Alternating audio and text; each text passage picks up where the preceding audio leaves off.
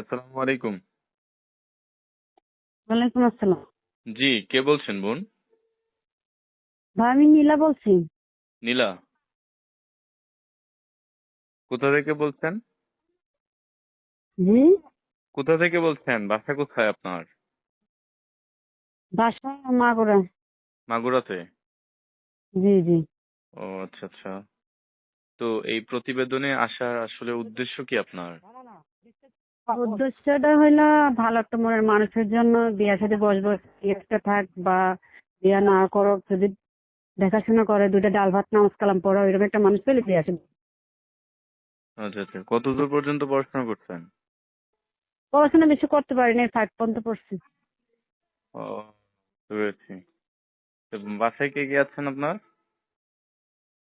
ছোট একটা ভাই আছে, মা আর আমি নানি।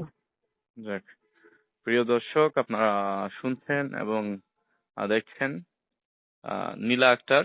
তার বাসা হচ্ছে মাগুরা। যদি কোনো ব্যক্তি থেকে থাকেন দেশ ও প্রবাসে, যে কোনো ব্যক্তি, তাকে সাহায্যের হাত বাড়িয়ে দিবেন, ঠিক আছে? সে একজন অসহায় মেয়ে।